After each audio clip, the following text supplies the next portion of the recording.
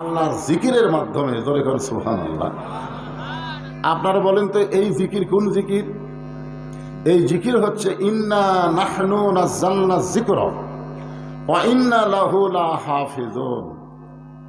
সেই জিকিরের নাম হলো আল্লাহর কোরআন। নাম কি? আর এই জিকির দায়িত্ব, হেফাজতের দায়িত্ব একমাত্র কার হাতে? বাংলাদেশে বহু ধরনের জিকির আছে। মোটামুটি জিকিরগুলো অধিকাংশ এখন শয়তানের দখলে চলে গেছে। এখন চলতেছে যে আটরশি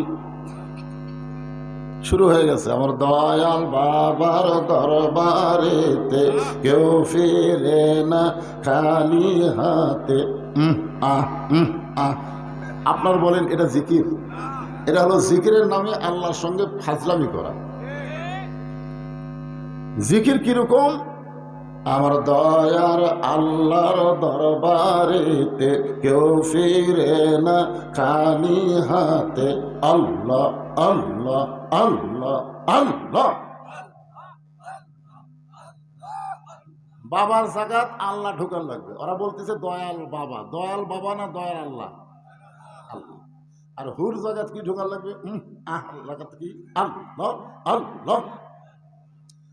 আজকে এই জিকিরের কারণে আপনাদের অন্তরের মধ্যে, মনের মধ্যে আল্লাহ প্রশান্তি ঢেলে দিবে। যেরকম সুবহানাল্লাহ।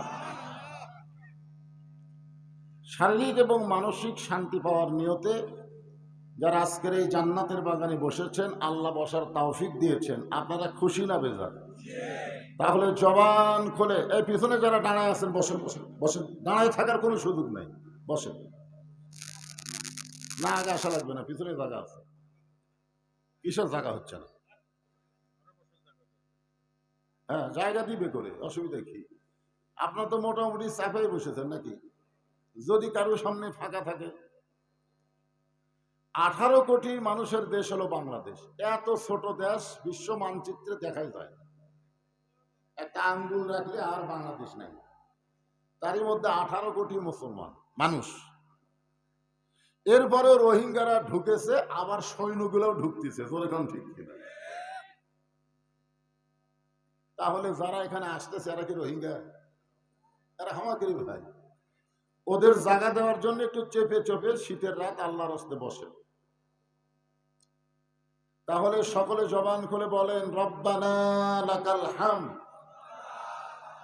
হামদান কাসীরান তাইয়িবান মুবারাকান ফীহি। আমি পবিত্র কালামুল্লাহ শরীফ থেকে একটা আয়াত তেলাওয়াত করছি, ছোট্ট আয়াত, আয়াতের অংশ। কারণ মসজিদ কমিটি কর্তৃক আয়োজিত যখন মাহফিল হয়, তখন আমাদের বুঝতে হবে মসজিদ কিসের জন্যে। যেরকম আমরা মসজিদ কি জন্যে? বর্তমান প্রধানমন্ত্রী 564টা মসজিদ বানিয়ে দিছে, নাম হয়েছে মডেল মসজিদ। যেরকম কি মসজিদ? আচ্ছা, মডেল মসজিদ খালি চেহারাই হলে হবে না মুসল্লিও হওয়া লাগবে?